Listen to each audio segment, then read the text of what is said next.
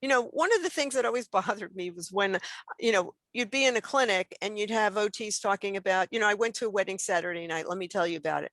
Well, instead of talking about the wedding Saturday night, ask them if you had a pap smear.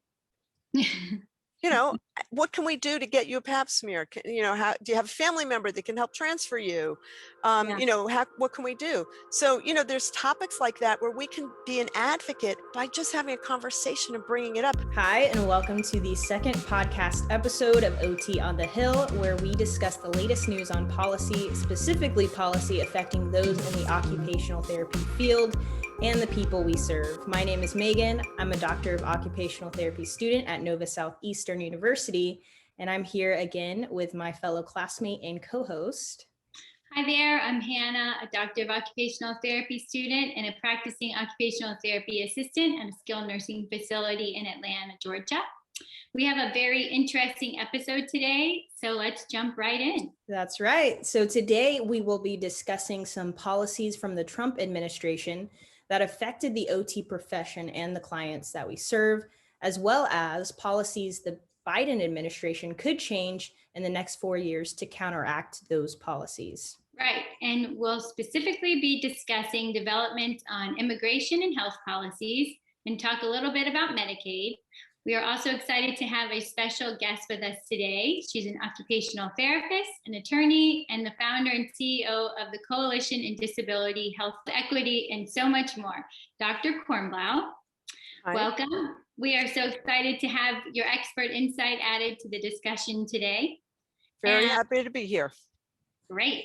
And at the end of the episode, we'll learn more from her about the Affordable Care Act and hear her perspectives on all things policy and occupational therapy. So stick around for that. It's going to be some really informative stuff. Awesome. So let's get into immigration and health policies, because I know, Hannah, you've done a good bit of research on this topic, correct? Yes, we all know that immigration and health policies have been a long-standing issue here in the United States, specifically with deportation and detainment of immigrants entering the country illegally. Oh, yeah. So to combat that issue, in April of 2018, the Trump administration enacted what's called the zero tolerance policy, which was intended to ramp up criminal prosecution of people caught entering the U.S. illegally. And families with children were no exception to that policy. Tent cities were even created to hold thousands of children who were separated from their family members. And unfortunately, those tents are still the source of housing for so many separated children. On January 20th, 2021, U.S. Customs and Border Protection officials reported that they were going to move forward with plans for mobilization of what they call soft side facilities in Donna, Texas. The additional facilities are to house an increase in unaccompanied migrant children, known as UACs, unaccompanied alien children. Wow. Let's just take a second to imagine being one of those families, having to take a long, perilous journey to escape a dangerous country just so that your family might have a better life, only to be sent back or held in a cage. I mean, that's got to be a nightmare. Absolutely terrifying. What these families have gone through and are still going through, within the 6 weeks after the policy implementation, 1,995 immigrant children were separated from their families. And it was estimated by the end of October in 2019, the number of children separated from July 2017 were over 5,400. Despite the work of advocates to reunite these families, in December of 2020, there were still 628 children that remained separated from their families and parents, still living in cages in the tent cities that were built to house them. The distressing conditions in the detention facilities prevent the children from being able to participate in typical childhood occupations such as play, learning, and socialization, because even their basic needs aren't even being met. Trauma can impact a child's sleep, toileting, and feeding. Furthermore, it can significantly impact the child's learning, development, memory, and can even negatively impact their IQ. All right, I have to know what's being done about this because this is just so heartbreaking. Yeah, well, luckily, the good news is President Biden and his administration has vowed to sign and implement an executive order to form a task force focusing on reuniting the separated children and their families. The task force is also charged with developing and recommending steps to prevent such tragedies from happening again. He hasn't done it yet, but there are claims that additional immigration actions will be shared in the days ahead. Well, those days can't come soon enough. I mean, these kids don't deserve to go through another minute of being without their parents. I completely agree. Are there any other immigration related policies or topics you'd like our viewers to hear about? Yeah, actually, the Biden-Harris administration has also said they will reverse and restore the Deferred Action for Childhood Arrivals, also known as the DACA program. And on January 20th, 2021, they did just that. The White House set a memorandum for the Secretary of Homeland Security and the Attorney General to persevere and fortify the DACA program. The administration also has plans to reverse, reform, and revise the public charge rule and policies on immigrant detention for families by reinvesting in nonprofit case management programs, alternative methods to detaining, and steps to protect children, pregnant women, and immigrant families. President Biden has also repealed the travel and refugees bans policy, also known as the Muslim bans. So I also feel like this might be a good place to talk about a program called the Medical Deferred Action Program. This program brings immigrant children and adults living with rare medical conditions over to the United States in order to participate in clinical trials or life-saving medical care. The program also allows immigrants to avoid deportation while they or their relatives are undergoing life-saving medical treatment. For example, Maria Isabel Bezo was 7 years old when she came to the United States from Guatemala at the invitation of doctors who were conducting a clinical trial for the treatment of her rare disfiguring genetic disease. The trial was short on participants, and thanks to her enrollment, it eventually led to the Food and Drug Administration to approve a medication for the condition that has increased survival by more than a decade. Unfortunately, without any public announcement, the United States Citizenship and Immigration Services eliminated the Deferred Action Program in August of 2019. The agency said that it received 1,000 deferred action applications relating to medical issues each year. The policy was the latest in the series of moves by the Trump administration to revoke or modify procedures that have allowed certain immigrants to remain in the United States on humanitarian grounds. But because of Ms. Bezos, now she's 24, advocating for herself and others like her, the works of lawyers, petitions, and various coalitions, the program was reinstated just weeks later. The Medical Deferred Action Program recipients will only be granted approval to remain in the country for 2-year periods of time, and then they must apply for an extension to remain in the country to receive the life-saving treatments. Well, that's great news and a great example of how advocacy really works. But okay, so what does this mean for occupational therapists? Okay, so good question. I gave a lot of information there, but to tie it in with occupational therapy, occupational therapists are skillfully trained and well-versed in rehabilitation interventions, cognition, human anatomy, and community resources, and how each may hinder or foster a client's participation in meaningful relationships, roles, routines, and occupations. This training and knowledge sets us up to be a key resource to assist and aid the children and their families in the recovery process. Okay, that makes sense, seeing as how traumatizing this can be to people. I mean, to children, causing a huge disruption in their everyday rules and routines. I feel like not enough people are concerned about this, even though it's happening right here in our own country. As occupational therapists, we also have a responsibility to inform the community on issues like this and advocate on behalf of these people facing occupational injustices right in our backyard. Right. Not only are there immediate harmful effects to the children and parents who have been separated, but the trauma that the families endure will persist across the lifespan and potentially lead to harmful issues for the society as a whole.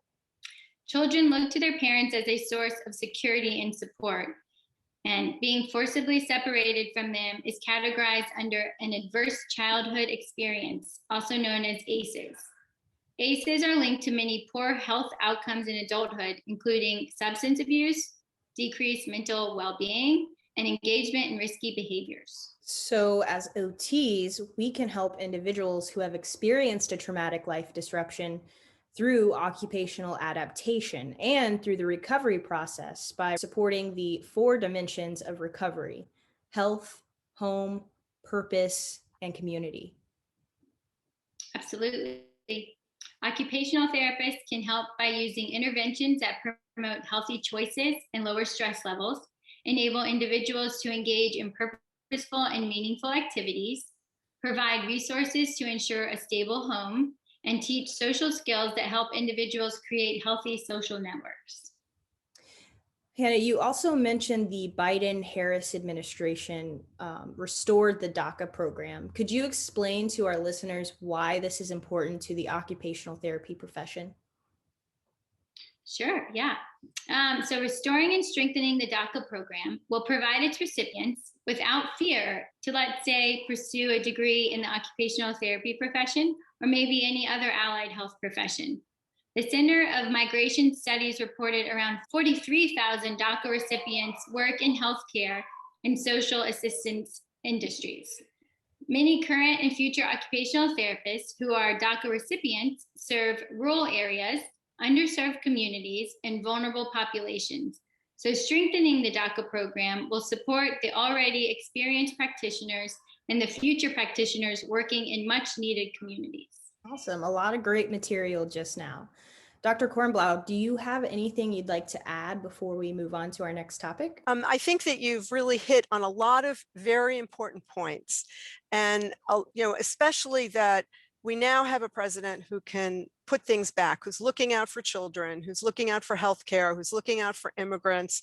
And this is really, these are really areas that affect occupational therapy so much. We don't always think about that, but what do? We treat people. Who are people? DACA recipients, kids, immigrants. I mean, if we look in our own families, we don't have to go back very far to find immigrants in our own families who came here. So this is a part of our culture and who we are. So the idea of occupational therapists treating people from different cultures, immigrant settings, and trying to make up for some of the things like ACEs, like traumatic childhood experiences that are happening to the kids that are in cages. That's going to be a really important role for occupational therapists.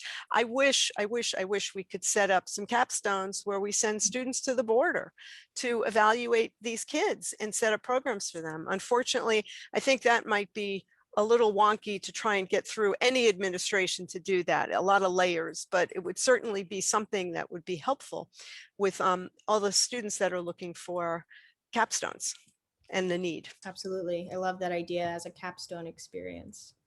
Really cool. Hannah, did you have anything else to add before we move on to the next topic? I think when we were just chatting about what a great opportunity a capstone experience, or how we know we do our level 1 fieldwork rotations, I just think somehow if we can figure out how to file for a grant, apply for a grant, anything like that, occupational therapists could just be so involved in that scenario, and we could provide developmental assessments and screenings.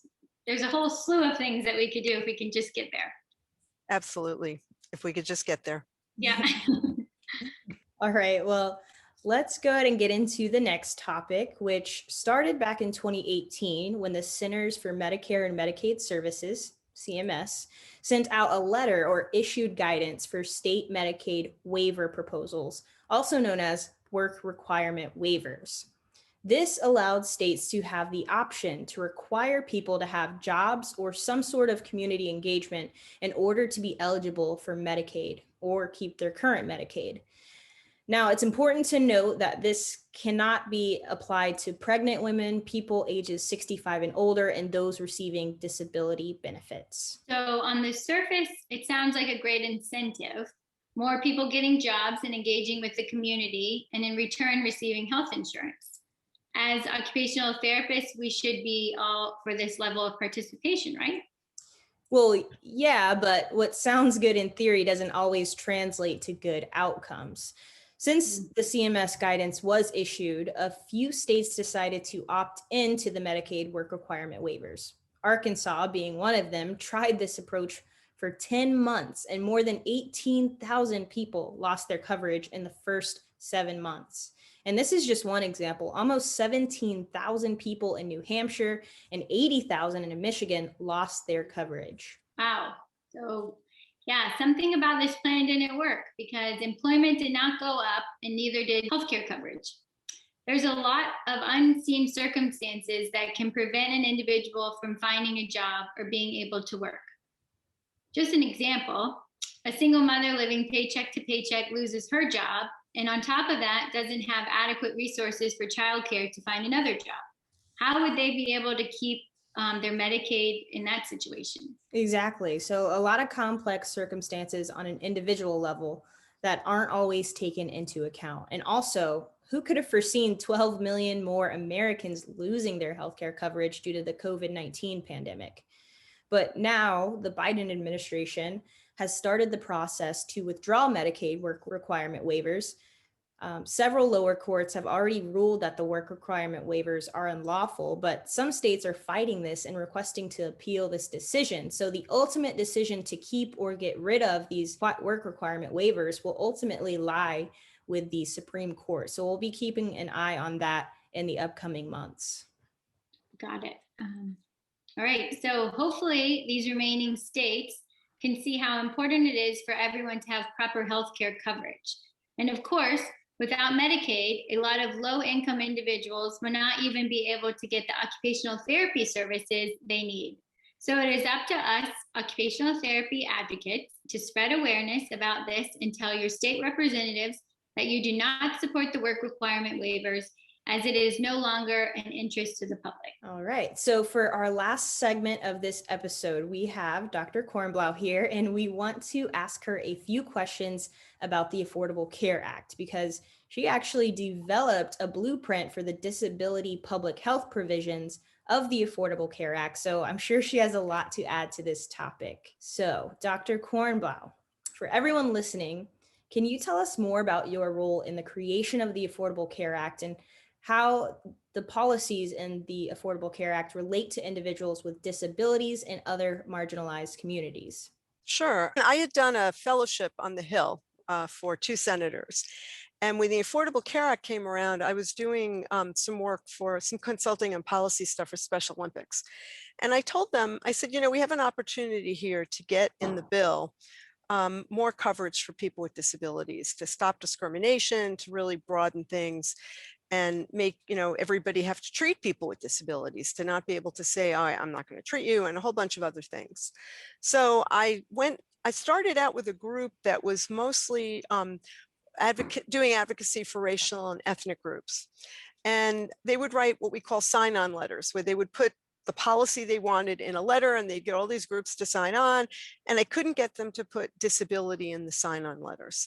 So finally, I kind of realized it wasn't going to happen. These 2 guys came over to me and they said, what are you doing here? It's for racial and ethnic groups. I said, you got a grandmother? He said, yeah. I said, well, your grandmother, if she gets diabetes, she's going to get diabetes. She's going to have an amputated leg earlier and more often at a higher level than my grandmother.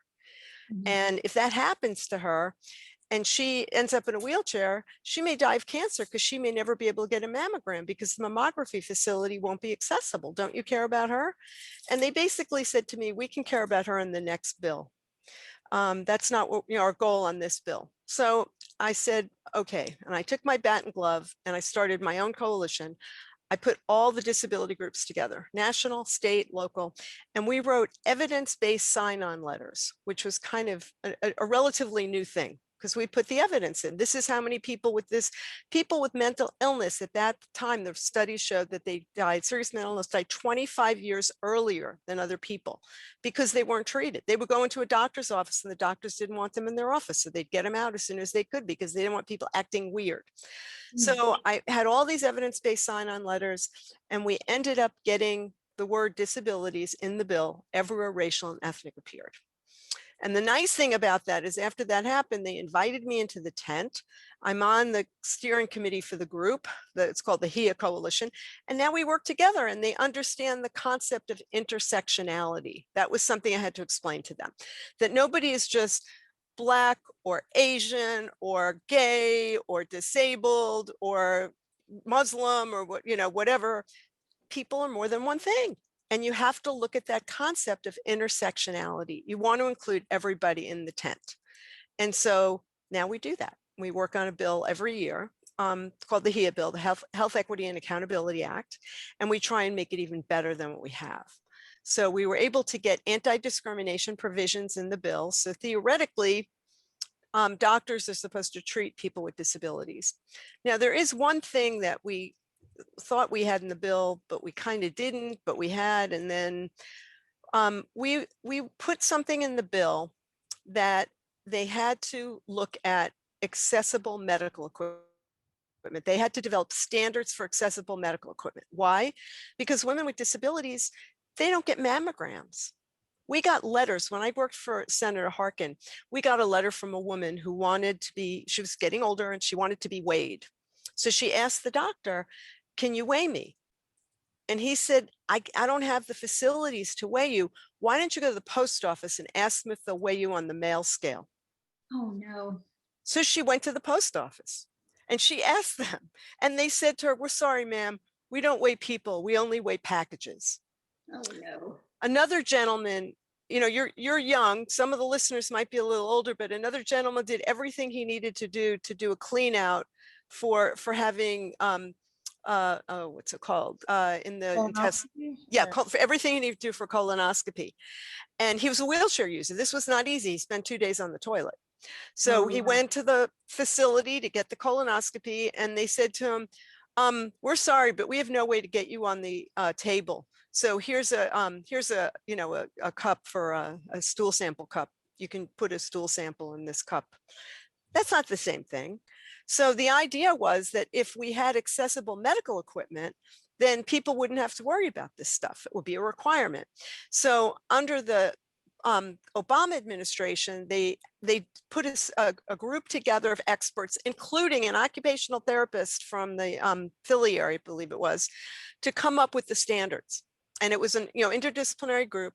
They came up with the standards and they did everything they had to do to add it to, like to let the public come in and make comments and all of those things.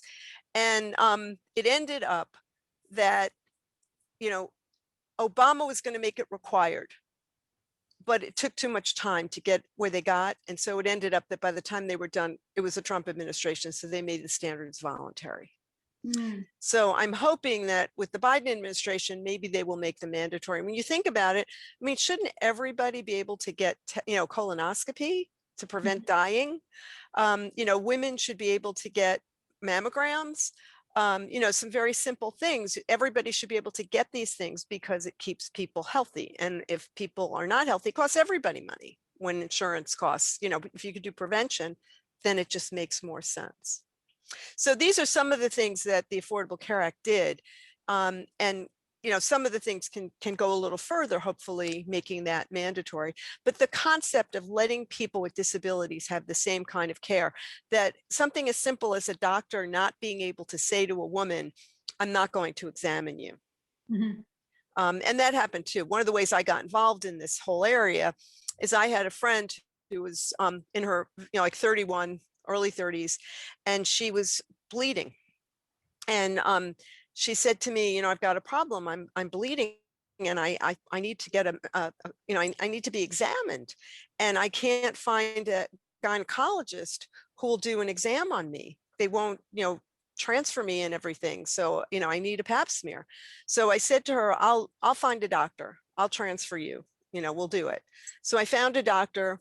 I transferred her to the table. I held her legs up, and she had stage 4 cervical cancer, and she died 6 weeks later. And these are the kinds of things that as occupational therapists that we can advocate for. I mean, this is a basic thing. Everybody assumes that when you reach a certain age, you're going to be able to get a mammogram. You're going to be able to get a colonoscopy. You're going to be able to get a pap smear. These are just things that we take for granted. But when you have a disability, you can't always get it. And that's something that's helpful for OTs to advocate for. And hopefully the standards for accessibility with some advocacy will become required going forward.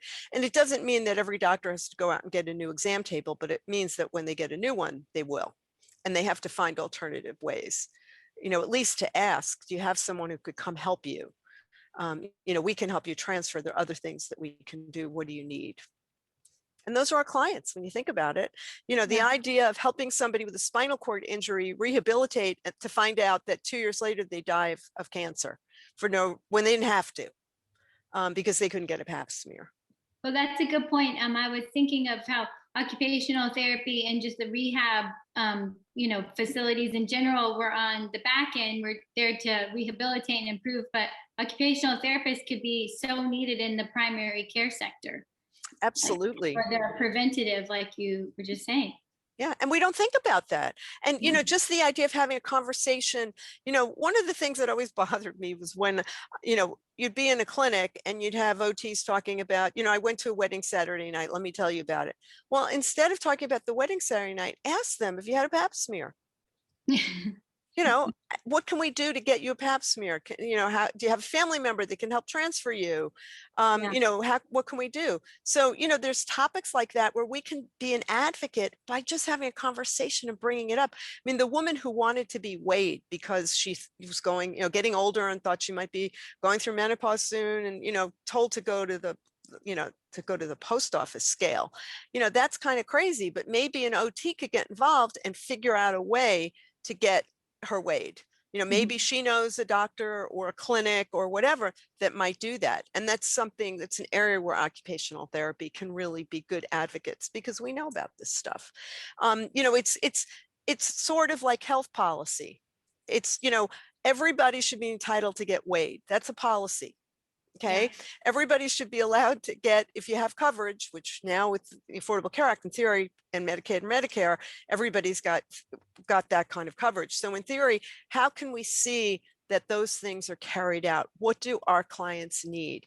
And how can we make a match between what they need and where they can get it? And if there's no place to get it, how can we advocate for it? Either in our state legislature, in the national legislature. The other thing that I want to bring up too is that if you live in a small state, you can develop relationships with people in offices of, people that are voting for things that you want. So your state representatives, your senator and Congress members. If, I grew up in New York. There was no way I was ever going to have a meeting with any of the New York people, because, the senators represent thousands of people, millions of people. Then I lived in Florida. It was the same thing, millions of people. When I got my fellowship in the Senate, I got a thank you from my senator from Florida 3 years after it ended, because they get so much mail. It's, it's impossible. But if you live in a small state, you can befriend the people that work in your elected officials' offices. They may have a question about healthcare, and if you become their friend, they'll call you. You tell them, could you look at this? And by the way, if you ever have a question about this, and this, older adults, little kids, I work in the schools, whatever it is, call me and I'll help you, because you probably know more than they do about those topics. So you can be a help to them, and they can be a help to you. And that's all part of advocacy, is, meeting people on the level that you're on, the level your clients are on. What do they need? And how can you advocate with people who are in charge of healthcare in the offices that represent you? When I worked for Senator Rockefeller, it was a small state, and I had people in the state that I used to call when I had a question. So it works. But we, as OTs, we have to remember that we don't just increase range of motion. We increase range of motion to help people function and do something. And it might be we're increasing range of motion so that they can vote. They can reach up and vote. And if they can't get access to the place where the voting is, then maybe we need to advocate for that. So you got to think of what you're doing and how it relates to the big picture of changing the world and making life better for them. It's not just, a piece. It's a big picture. I like that. Well, I think you answered a lot of my questions. Hannah, did you have any other questions for Dr. Kornblau? That covered even how we could get more involved and be effective, right, in general with public policy. Great action steps. Yeah, totally. Yeah, get to know especially if you're from a small state, get to know your elected, the people that work in the office, the people that work in the local office, and become their friends. You can look things up for them and find information that they may not have. And if you're from a big state, write letters, get other OTs to write letters. When it comes time for re-elections, have a coffee in your house, invite other OTs. You might get them to come, you might not, depends how big how big the state is. But you want to really have an impact, and you can, you really can. You can be friends with these people and you can help them when they need help with something. And then when you need something, you can ask them. And oftentimes they don't know what the issues are. They're not down to a granular level. And you are, as an OT, you're working with people who live in their districts who have concerns, and you can tell them. I've Right. worked with 10 people who have this concern. Awesome. All right. Well, thank you so much, Dr. Kornblau, for taking the time to be here and share your wisdom with us today. Oh, thank you. Yeah, another great episode. Be sure to subscribe to our YouTube channel and share this episode with all of your occupational therapy friends and family. Visit our website, otonthehill.com, for more resources on OT and policy, and follow OT on the Hill on Twitter and Instagram. And thanks for listening and watching. Thanks for spreading the word, ladies. Thank you. Yeah, thank you.